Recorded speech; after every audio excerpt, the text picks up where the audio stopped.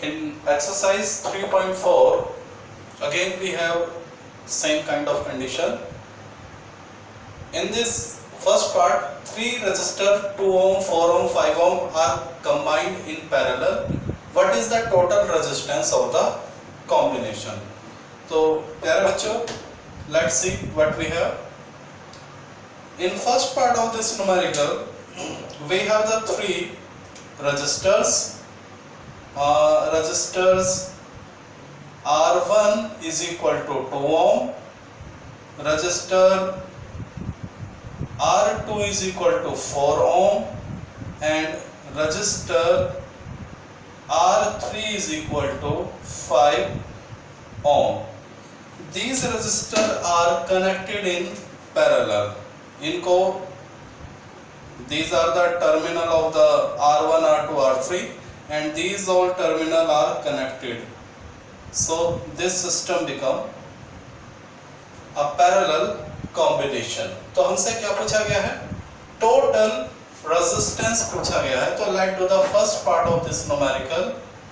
Total resistance. तो मान लीजिए टोटल रेजिस्टेंस है R, तो that will be 1 upon R1 plus 1 upon R2 plus 1 upon R3. ये है पैरेलल कंडीशन. तो 1 upon 2 plus 1 upon 4 plus 1 upon 5. तो प्यारे बच्चों एलसीएम कितना आ जाएगा? 20. और this will become 10, this will become 5, this will become 4, यानी 19 over 20. तो इट मीन्स जो हमारा रेजिस्टेंस है that will become 20 over 19 ohm. This is the total resistance. यानी ये पूरा जो सिस्टम है, ऑल द सिस्टम, वो किसके बराबर है? इसके बराबर है. Now in the second part, first part is done. In the second part हमसे कहा गया है इस पूरे सिस्टम को अगर मैं एक बैटरी से क्या कर देता हूं, अटैच कर देता हूं. ये मैंने पूरे सिस्टम को एक बैटरी से क्या किया? अटैच कर दिया. ओके. और इस बैटरी का जो ईएमएफ है वो हमें गिवन है 20 वोल्ट, और इसका जो इंटरनल रेजिस्टेंस है R, वो लगभग क्या दिया हुआ है? 0. इंटरनल रेजिस्टेंस नेग्लिजिबल है, यानी 0 है. तो हमसे क्या पूछा है? Determine the current through each resistance. यानी इस बैटरी से जो करंट चलेगा, मान लीजिए इस बैटरी से कुछ करंट आया, तो जरा देख लेते हैं how much current will draw out this battery. जरा देख लेते हैं इस बैटरी से कितना करंट आएगा. ठीक है. तो कैसे फाइंड आउट करेंगे? Let's see. हमारे पास बेटा I का फॉर्मूला क्या होता है? E over R plus 0 हो स्मॉल r. ये आपके पास होता है. E की वैल्यू कितनी है? 20. और ये जो टोटल रेजिस्टेंस आया वो कितना है? 20 over 19. Internal resistance 0. तो दिस विल बिकम 19 एम्पियर. यानी इस बैटरी से जो करंट निकलेगा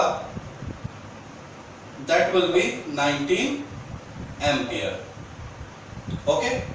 अब ये बैटरी से करंट ऐसे चला और यहां पहुंचता है. यहां आके ये करंट 3 हिस्सों में क्या हो जाएगा? डिवाइड हो जाएगा.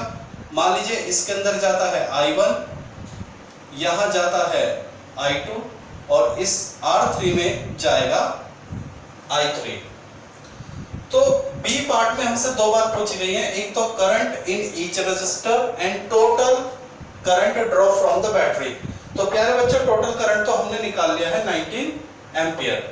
अब हम ईच रेजिस्टर में करंट निकालेंगे, यानी R1 में कितना करंट होगा, R2 में और R3 में. तो यानी I1, I2 और I3 की वैल्यू हमें चाहिए. ओके.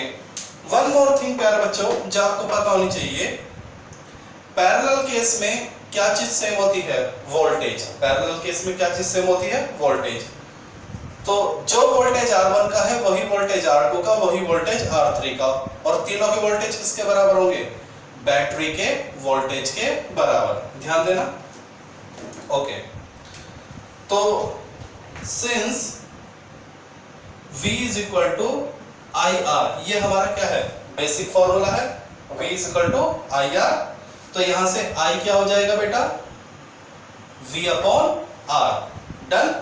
चलिए, तो I1 क्या हो जाएगा बताइए, I1 हो जाएगा V अपॉन R1, I2 कितना हो जाएगा, V अपॉन R2, और I3 कितना हो जाएगा, V अपॉन R3। क्लियर। चलिए, वोल्टेज तो बेटा तीनों के लिए क्या रहने वाला है, सेम, और किसके बराबर, बैटरी के वोल्टेज के बराबर। तीनों R1 R2 R3 क्या है, पैरेलल में है, और पैरेलल में क्या चीज सेम होती है, वोल्टेज सेम होती है। लिख देता हूं ये बात, in parallel case voltage is voltage of each resistor is same and equal to voltage of battery।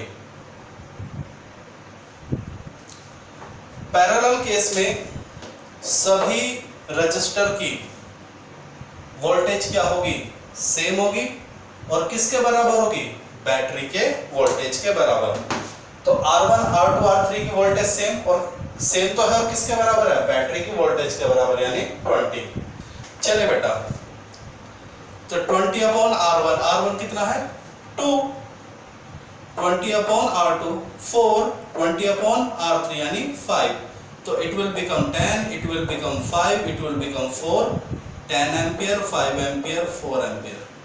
तो this is the current in each branch। तो very simple numerical।